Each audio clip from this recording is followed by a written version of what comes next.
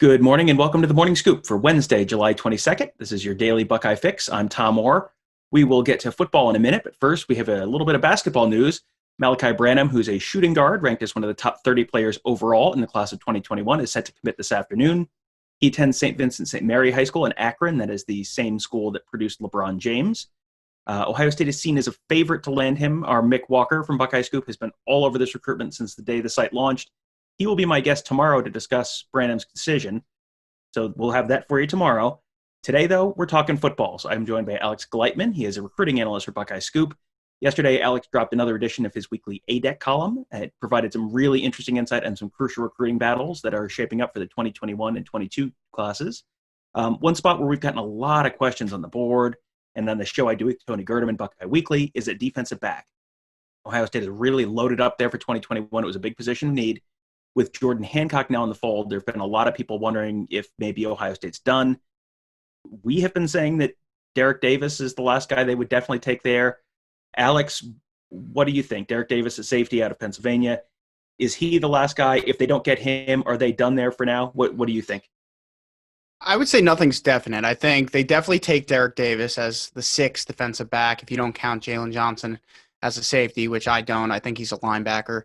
So I think Derek Davis, regardless of whether it's 5 or 6 right now, he'd be either the 6th or 7th. I think he's kind of a take no matter what here type of guy. But I don't think it's a definite that if Davis goes to Penn State or elsewhere that Ohio State is done at defensive back for 2021. I think, I touched on this in the A-Deck a little bit, so if you're a subscriber, check it out. If you're not a subscriber, what are you waiting for? Sign up and dive right in. But there was a couple guys I threw out, a player that they had been recruiting for a while that didn't necessarily maybe had the green light before that they're continuing to keep in touch with, and things could change come the fall. There's a couple other guys, including one particular player in Ohio that I know that certainly would have camped at Ohio State. He's committed to another Power 5 program. I think he would have camped at Ohio State this summer had those camps been allowed. But I think Ohio State could just take the time to evaluate a number of different players. If there's high school football this fall, if they're able to get out on the road. If not, they'll be able to evaluate, certainly full game film. And I think, if there's a player they like and they have a spot in their class that they could go after another defensive back. So I don't think the door is completely closed if they miss on Derek Davis to add one more, but my prediction is that they probably would just end it at 5 and maybe use the extra spot for another offensive lineman, maybe a second tight end, something along those lines. Yeah, it's hard to speak in definites with almost anything to do with the 2020 high school or college football season at this point. So yeah, definitely, maybe, possibly, we'll see, I think is a good answer there. There has been a sense that Ohio State for 2022 is not in a huge rush to sign, lock up a quarterback. They have some guys that we've been talking about. Drew Aller, for example, in state is one possibility. He doesn't have an offer yet. It seems like they're maybe kind of playing a waiting game in a little bit with a lot of guys and sort of seeing how the class shakes out a little bit. One possible exception is the top-ranked guy in the whole class at the quarterback position, Quinn Ewers. Basically, everyone in the nation is chasing him. Ohio State is no exception. He is from Big 12 country, so they will have to beat Texas and Oklahoma. Is he a realistic possibility for the Buckeyes for 2022? Yeah, another thing I touched on in the A-Deck, and have some more meat and potatoes there for everyone who can go check that out. But I think he is. I think that there's definitely work to do. As you mentioned, he's from Southlake, Texas, plays Southlake Carroll, one of the biggest high school programs in the state. And so obviously when you talk about University of Texas, Oklahoma, Texas A&M, those are going to be schools that are certainly all over him. But this kid has offers from Alabama and Clemson and USC, like every single big program in the country, and is going to be coming after him. So it's not going to be an easy task for Ohio State. But obviously when you think about schools that have produced big-time quarterbacks and coaches that can produce big-time quarterbacks that go on to star in college and go to the NFL, you think of guys like Ryan Day, you think of guys like Lincoln Riley. Tom Herman maybe had been in that boat a few years ago. I think people are starting to question it a little bit, just how good is he? But I still think he's a pretty good coach. He maybe runs the quarterback a little too much for a lot of people's likings. But I think those 3 schools are probably, kind of top of the list right now. But I think Quinn's in no rush to make a decision. I think he would have loved to have taken visits this spring and summer, and maybe narrow things down and work toward a decision, maybe by the end of the winter in 2021. That timeline could be dragged out a little bit due to everything that's gone on. But I think Ohio State is certainly in the mix and has a realistic shot to land him as their top. He might be the top prospect overall on the board. Forget position, but definitely the top quarterback on their board. Yeah, that's going to be an interesting recruitment because you've got a little bit of drama with Tom Herman. What's his job security like right now? And, if they had a normal year and they did not have a great year, that's possible. A 7-5 season could be the end of the Tom Herman era. Obviously, this is not going to be a normal year, but there's some job security questions there. And at Ohio State, they just brought in 2 really highly recruited quarterbacks for the 2020 class. They've got Kyle McCord coming in for 2021. So it's like, boy, that's a crowded depth chart. But hey, Oklahoma's got a pretty crowded depth chart too. They just got a commitment from Caleb Williams, who's a really highly recruited quarterback for 2021. So, I mean, there's a lot to weigh there where it doesn't seem like there's a real obvious, clear path to the playing field immediately or a really obvious decision for him. He really is probably going to have to walk this out a little bit, right? Yeah, definitely. I mean, I think Texas is, you talk about the 3 schools, Texas probably is the easiest path to the field. They need to win, and they need to win now. So there's no screwing around. If Hudson Card is good but not great, and Quinn Ewers is going to be great, they got to play Quinn Ewers. Oklahoma, as you mentioned, Caleb Williams, Spencer Rattler in front of them. Ohio State obviously will have C.J. Stroud, Jack Miller, Kyle McCord. Alabama has Bryce Young. Clemson has DJ that they got last year. So there's a lot of those big programs that took a big time quarterback in either 2020 or 2021. And so I think if it depends what's important to him. Is it important to go to a program that's going to compete for national titles? It's going to put him in the Heisman race. That's going to allow him to play for a coach that's going to develop his talents and skill set the best possible way to get to the NFL, whether that's he plays for 2 years or he plays for 3 or 4 years. I think that what's important to him, is it playing 4 years or 3 years, I should say. If playing 3 years is important to him, maybe a school like Texas is the route to go because it's going to be easier to see the field earlier there. So, we'll see how this thing plays out, but it's going to be interesting to see how those factors play into his ultimate decision. Well, that kind of touches on the stuff, a couple of the pieces of information that you had in your ADAC column yesterday. Again, that is something that is worth subscribing for. You can get a lot more detail on those stories on BuckeyeScoop.com and Alex's ADAC column from yesterday. Today, he has an Around the Oval podcast dropping with Dasan McCullough. He's a top 100 player for 2022. That is free content. It's just a podcast. You can find that on BuckeyeScoop.com later today or on your podcast app of choice. Dasan McCullough is from Kansas, but it's interesting because you wouldn't think a guy from Kansas would have a whole lot to do with Ohio, but I guess Dasan McCullough apparently has some family ties to Ohio as well, correct? Yeah, so his dad is Dasan McCullough, who played at Miami, Ohio. He played for the Cincinnati Bengals, and I think he had a couple other stops in the NFL. He then started his coaching career at Miami, Ohio, and then ended up at Indiana, where he coached under Kevin Wilson. So obviously Ohio State connection there, but I think Dasan lived in Ohio till he was maybe 10 or so, and then moved to Indiana. His dad then took a job at USC as their running backs coach, so he was out there for a little bit, and then a couple years back became the running backs coach for the Kansas City Chiefs. So that's how he ended up in Kansas. Interesting enough, he is at Olathe, Kansas. I think it's right on the border between Kansas and Missouri, which makes it easy for his dad to get over to Kansas City. But that's the high school. He's at Blue Point North High School, which is the high school that produced Isaiah Simmons, who he's a very similar player to. So he's in a good spot. He'll finish out his high school career there. It sure seems. Obviously, his dad did a pretty good job with the Chiefs last year, winning a Super Bowl. But yeah, it's interesting. I mean, there's a lot of ties to the state of Ohio. He didn't grow up a Buckeye fan, but you'll hear, he's obviously pretty entrenched in the Midwest, loves Big Ten football, grew up around it, obviously with Indiana there as well. And then, at the same time, there's the ties to Kevin Wilson, who his dad worked under and who he knows really well. Yeah, listening to that conversation, he comes across as a super impressive kid. I mentioned that on the board when you were talking about that interview yesterday. What were you impressions of him just in terms of being a student of the game? I mean, you mentioned his dad was obviously a player and a coach now. I would assume that probably helps with really understanding the game at a pretty deep level.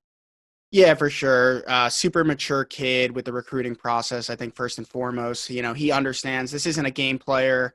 He understands what he's looking for. A lot of kids at this point in the process, when they're sophomores going to be juniors, they don't really know what they're looking for. They love the attention, or they love one school that's winning a lot, or they love one school who has like the cool uniforms or whatever it is. This kid knows what he's looking for. Like, he understands this is like a business decision that's going to affect the rest of his life, both for football and not for football. And that's clear guidance from his dad. And then when you talk about the game and just understanding the game and understanding his value, it's just really impressive to hear him talk. And it's kind of similar if you go back and listen to the episode we did with Marvin Harrison Jr., a little bit more soft-spoken, but a lot of the same types of things you see in him.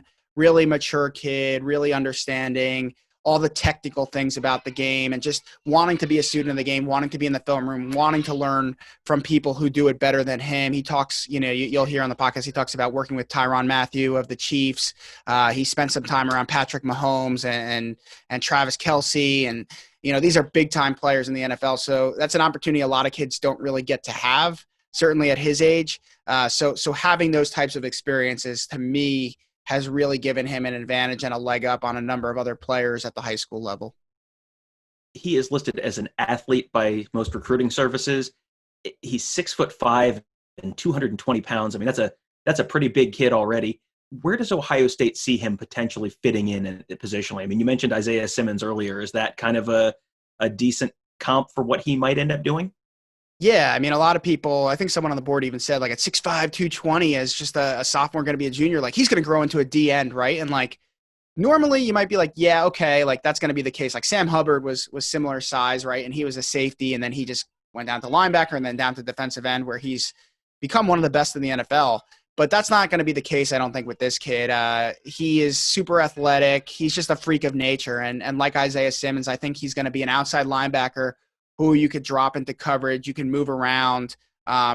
Very similar to CJ Hicks, another guy who they already have committed in that class. And so if you had a CJ Hicks and a Dasan McCullough on each side, the things you could do and the creativity you can really implement into the defense, the sky is the limit. So I think they just see him as a weapon that they can use on defense, peg him in as an outside linebacker, but he's a guy you can move around. You can put him in coverage. You can play him in for either man-to-man or zone. You could have him blitz. He can come in and stuff the run. He could do it all. And I imagine he's going to be a kid who he's 6'5" now, even if he doesn't even get any more size height-wise, at 220, 225, once he hits a college weight program, if he can keep his athleticism or a lot of it at 250, he's going to be a force to be reckoned with for sure.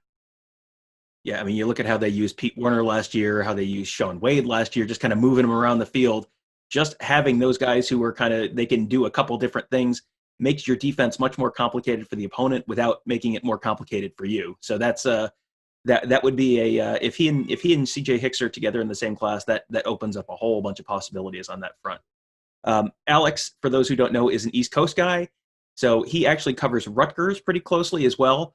That is a program that has, I probably don't need to tell you, been a total punchline for a few years now, but it seems like Greg Schiano has maybe started turning some things around on the recruiting trail. How are they doing right now? I've seen several commitments right now. It seems like maybe they've kind of got things rolling a little bit in the right direction. Yeah, they got 22 commits in their class right now, and it's a good class. I think it's especially for year one, when, as you said, I think they've won 3 Big Ten games in the last 3 years, none in the last 2. They've won 3 games overall in the last 2 years. And it's, that's tough to come in, especially with no visits and things like that. But, 22 commits. I said when they decided to get rid of Chris Ash, Greg Schiano is the only guy who could come in here and save the program in any capacity. And they're not going to be, in my opinion, they're not going to be in Ohio State. They're not going to be in Alabama. They're not going to be a Clemson. But if they could be Indiana right now and just be a consistent bowl team, win anywhere from like 6 to 8 games a year, he's a hero. He's got a job for life, especially in the Big Ten East, when you probably pencil in Penn State, Ohio State, maybe Michigan as an L every single year, right?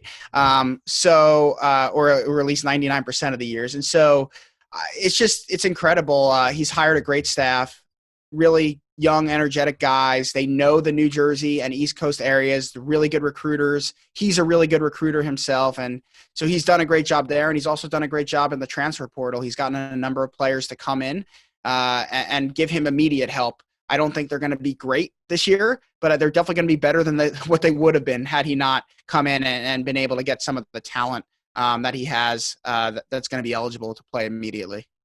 Yeah, I mean, you mentioned the transfer portal, and they have been working that pretty hard, it seems like, this offseason. A couple names that Ohio State fans obviously be very familiar with. Brendan White, the former safety, former Rose Bowl defensive MVP. He is now a Rutgers Scarlet Knight, as is Malik Barrow, who left Ohio State. Super, super promising coming out of IMG in Florida.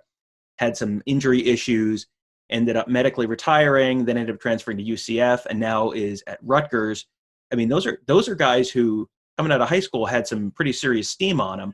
And I guess they've brought in a couple guys from Michigan, Mike Blumfor, and a couple other Big Ten guys. Is that an intentional strategy to just kind of try and immediately bump that talent level as quickly as possible? Like you said, they're not going to win the Big Ten this year, but they might be a little more competitive this year just because of that talent bump. Yeah, I think it's two things. It's one, the guys on the roster they had were not good enough. I don't think Greg is expecting to come in and win 6-7 games in year one. But if he can win 3 or 4 games in year one, I mean, it's going to be a little tougher without the non-conference slate. But if he can win, they've won 0 Big Ten games the last 2 years. If they can win 2 this year, that's a huge improvement. And you can say, look what we were able to do in year one to recruits. If we get you and some others like you in this program, we can continue to build on that. And that's the whole chop thing, right? Chopping wood, like slowly but surely, just chop the tree down. They're just going to keep chopping. And I think, you mentioned 2 guys from Ohio State, the game in your background. Brendan White was the defensive MVP from. Michael Dwumfor was a guy who played a ton at Michigan. They brought in Aaron Cruikshank from Wisconsin, a speedy wide receiver who had a kick return for a touchdown in this year's Rose Bowl. They brought in Peyton Powell, who's a former Ohio State target and recruit who went down to Baylor. Didn't work out there, and they brought him in to play either wide receiver, defensive back, or kind of wildcat quarterback. They've gotten Ireland Burke from Boston College. They have someone from Minnesota. So they've done a really good job of bringing in guys who can help them immediately. I think where they still have a lot of room to go is going to be, and they brought in Noah Vedral, a backup quarterback from Nebraska, who looks like he's probably going to be their starter, compete with Art Sikowski. But I think the offensive line is still the place where they have a lot of room, and they really need to improve to be able to run the ball well, to obviously be able to protect the quarterback. But I think, they did a great job this year of bringing in some immediate impact guys on defense who should at least help them be more competitive, if nothing else, and show recruits that things are headed in the right direction in Piscataway. But they definitely have a long way to go still. But as Greg Schiano says, he's definitely been chopping, and they've done a great job in the 2021 recruiting class. And it looks like they definitely have some momentum on the trail right now. Yeah, the nice thing about being at rock bottom is there's only one way to go, and it seems like they are headed that way. They are headed up. So that's good for Greg Schiano if he can start getting things turned around, going the right way. You can read Alex's full ADEC column with, as we said, a lot more information on some of the topics we discussed, as well as a couple other really interesting topics. You can read that at Buckeye Scoop. There's even more in there that we didn't discuss in the morning show. And every week, it seems like that is one of probably 4 or 5 different pieces of content that I feel like this is probably worth the price of subscription just all by itself. So lucky you, if you're a member, you get all of them, not just one, you get all of them. So you can also find his Around the Oval interview with Dasan McCullough on Apple Podcasts, Google Podcasts, and Spotify. That will drop this morning. Just search Buckeye Scoop to find that. And while you're there, you can subscribe, and also please leave us a rating and review. That helps other people find the shows. So thank you guys for listening. Have a great day, and we will talk to you tomorrow.